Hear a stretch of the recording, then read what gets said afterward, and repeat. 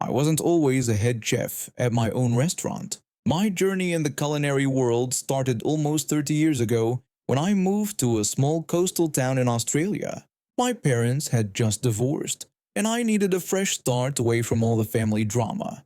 Cooking had always been my passion, so when I spotted a help wanted sign at a local Mexican restaurant, it felt like fate. The restaurant wasn't fancy, just a modest place with about 15 tables, colorful decorations, and a resident guitarist who played on weekends. But it was home to me. The owner, an elderly gentleman who had fallen in love with Mexican cuisine during his travels, took me under his wing and taught me everything he knew. Within 2 years, I was running the kitchen.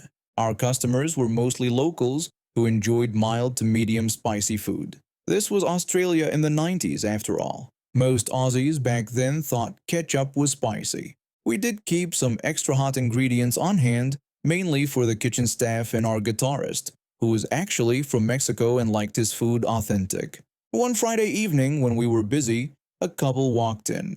I could tell from the awkward body language that it was a first date. He was talking loudly, gesturing wildly with his hands, while she sat quietly, nodding occasionally. They ordered nachos to share as an appetizer, with a side of jalapenos, his request, and when I came out of the kitchen to check on them, the man immediately waved me over. The man complained that the jalapenos weren't hot at all and asked if that was the best we had to offer. I politely told him we could certainly add more spice to his main course if he wanted. He responded arrogantly, explaining that he had traveled across Asia and Latin America, eaten the hottest curries in India and the spiciest street food in Thailand, and that no one had ever been able to make food that was too hot for him. His date looked embarrassed and tried to smooth things over by saying she thought the food was lovely and that she was enjoying the nachos. The man dismissed her comment and continued his rant. He told me he specifically asked for hot food, and for his main course, he wanted the steak Veracruz made extra hot. Not Australian hot, but actually hot.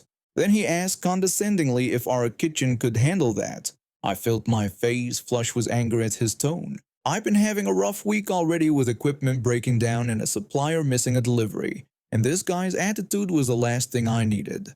I simply told him I would see what I could do and returned to the kitchen. I prepared the woman's chicken burrito with care, mild, flavorful with fresh ingredients and a delicate balance of spices. She hadn't done anything wrong after all. Then I turned my attention to his steak Veracruz. Normally this dish was a tender steak topped with a sauce of tomatoes, bell peppers, onions, and a mild kick of chili. But for this special customer, I decided to rise to his challenge. I started by finely dicing 10 bird's eye chilies, seeds and all. These weren't commonly used in Australian cooking back then, but our guitarist liked them in his staff meals. I sweated off onions and bell peppers, then added the chilies along with a heaping tablespoon of chili powder and another of cayenne pepper. The fumes hit almost immediately. My eyes started watering and I had to run to the kitchen door just to catch my breath. The air in our small kitchen had become almost toxic. Back at the stove, I added our house tomato sauce to the mix and let it simmer. Then threw in some extra jalapenos from the jar and for good measure, another sprinkle of chili powder. Finally, I added the flash-fried steak to finish cooking in the sauce. The plate looked beautiful, if you didn't know it contained enough heat to strip paint. I rang the bell for our waitress who took both plates to the table. When she returned, she was grinning. She told me that the man had warned her that the dish better be hot, and she had assured him that I had made it specially for him. We both peeked through the kitchen door to watch. The man cut into his steak with that same smug look on his face. He took a large bite, clearly planning to show off his spice tolerance. Then it hit him. I've never seen someone's expression change so quickly. First confusion, then shock, then pure panic, all while desperately trying to maintain his composure in front of his date. His face turned bright red, sweat beaded on his forehead, and he reached for his water glass, emptying it in one gulp. The waitress asked if he would like more water, and he gasped out a "yes, please," clearly struggling to speak. His date was trying not to smile as he struggled through the meal, downing 3 pitchers of water. He barely spoke for the rest of dinner, too focused on the inferno in his mouth. When they were finishing, I stepped out of the kitchen. I asked them how everything was this evening. The date replied that her burrito was delicious and thanked me. The man looked at me, his eyes watering, face still flushed, and managed to croak out that it could have been hotter. I just smiled and nodded.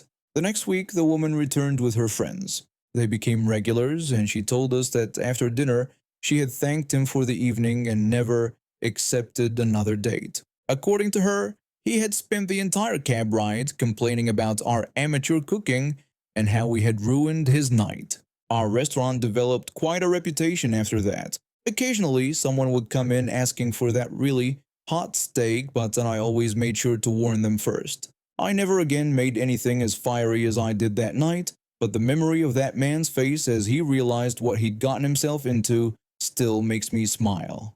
At some point in the restaurant business, the customer isn't always right, but they do always get exactly what they ask for. I was out shopping at the local mall, minding my own business when I saw her, a woman accompanied by a child, walking straight towards me. I knew what she was going to say before she even opened her mouth. You see, I live in a state where open carry is legal, and I choose to exercise that right for my own safety. I've been through an incident in the past that has forced me to carry a gun publicly in hopes of preventing such a thing from happening again. I used to be a regular person, going about my daily business, but one day, while I was at home with my family, we were the victims of a home invasion. We were robbed, beaten, and left for dead. It was a traumatic experience that left both physical and emotional scars. After that, I decided to arm myself for protection and started to carry my weapon in public. I took classes, obtained my permits, and became proficient in handling my weapon. It gives me a sense of security knowing that I can protect myself and my loved ones if something like that ever happens again. It's important for me to carry my weapon in a safe and responsible manner. I always make sure to follow the laws and regulations of my state, and I never use my weapon in a reckless or irresponsible way. I understand that some people may not agree with my choice, but it's a personal decision that I make for my safety and the safety of my family. When she approached me, the woman asked if her son could see my gun. She explained that he was interested in becoming a cop in the future and wanted to see one up close. I replied politely, explaining that I understood her son's interest in law enforcement and thought it was commendable that he wanted to pursue that career path. But I had to refuse, telling her that it wasn't safe for him or anyone else to handle a weapon without proper training and safety precautions. I also told her that I would be happy to recommend some resources for her son to learn about gun safety and handling if he was interested. I explained that I couldn't let him handle my weapon as it was not only illegal but also not responsible. Karen seemed not to understand or accept my explanation, and she started to raise her voice. She questioned my reasoning about safety, pointing out that I was carrying the gun around in public. I knew that I needed to defuse the situation and explained to her the importance of proper training and safety precautions when handling firearms. So I explained that just because it was legal for me to carry a weapon in public, it didn't mean it was safe for anyone to handle it without proper training and precautions.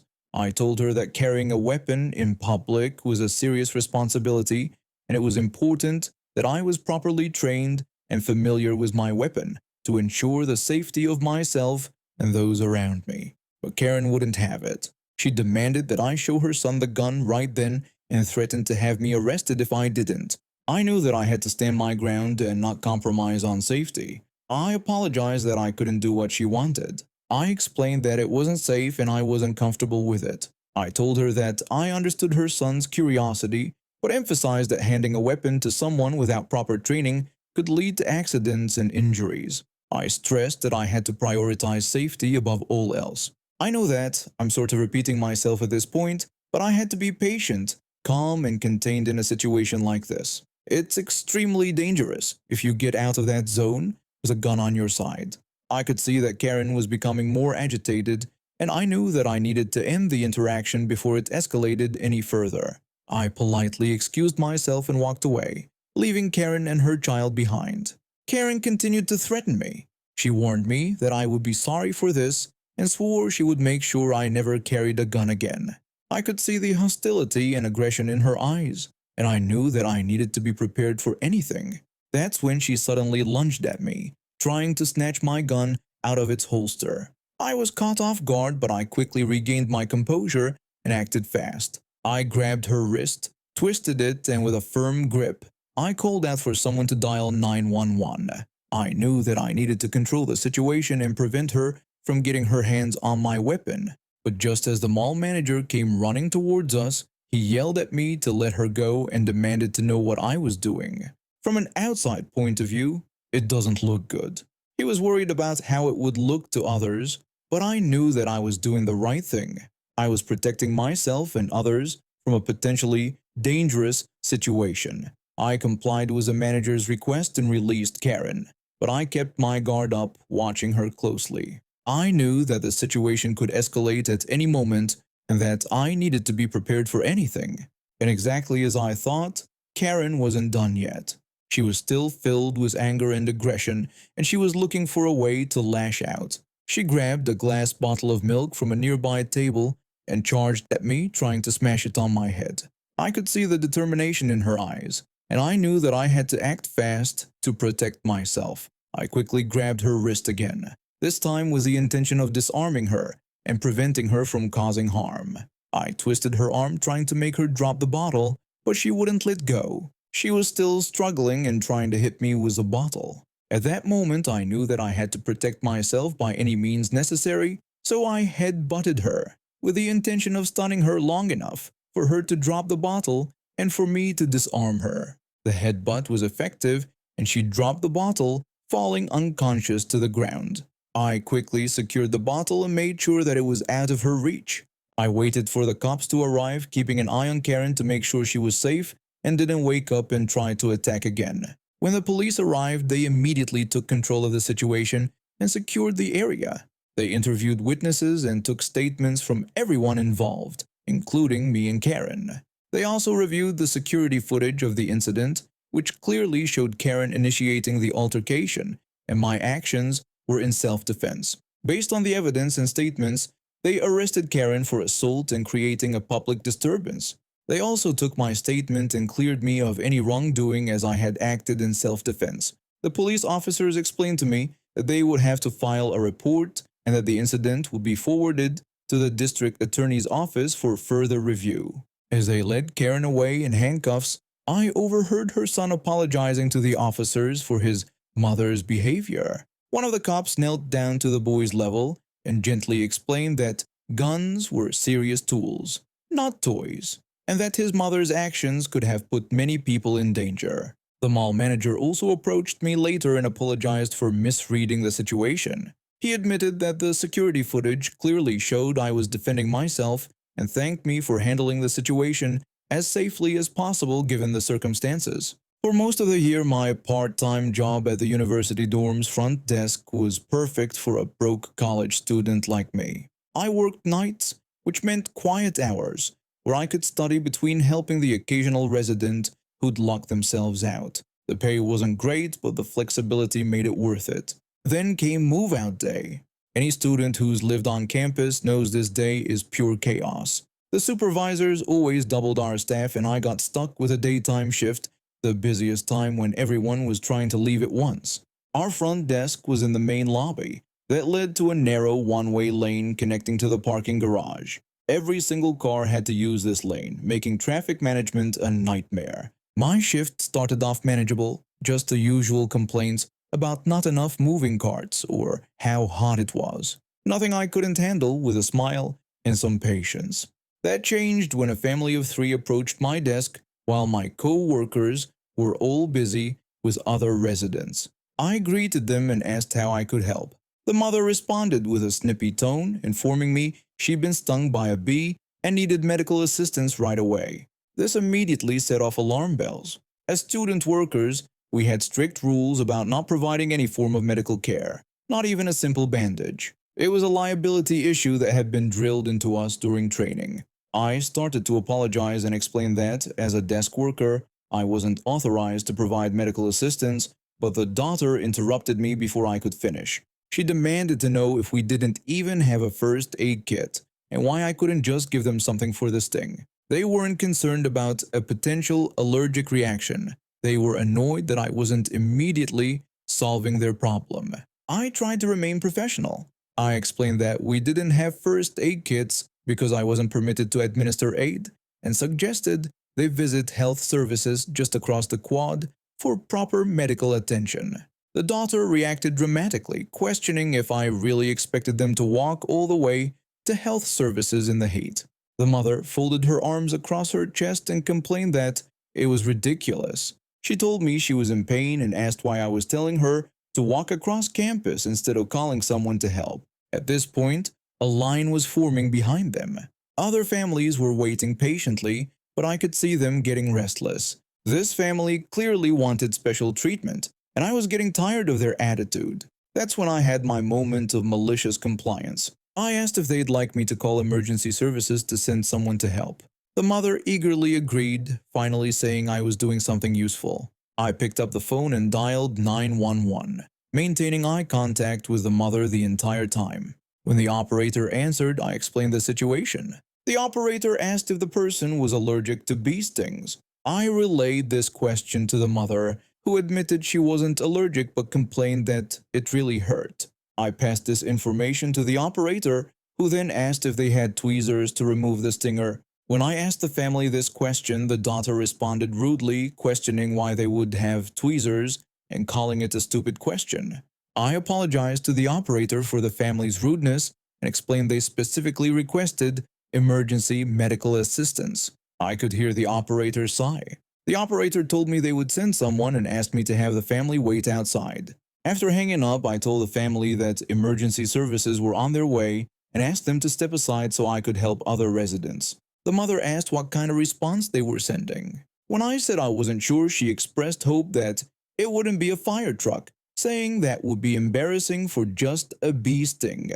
As the minutes passed, I could see the mother starting to realize she might have overreacted. She whispered something to her husband about just leaving, but he and the daughter reminded her that help was already on the way. Then we heard it, the unmistakable sound of sirens approaching. Through the glass doors, we all watched as a massive fire truck, lights flashing and sirens blaring, pulled up right in front of our building, completely blocking the narrow lane to the parking garage. The mother's face turned bright red. Everyone in the lobby, and I mean everyone, turned to look.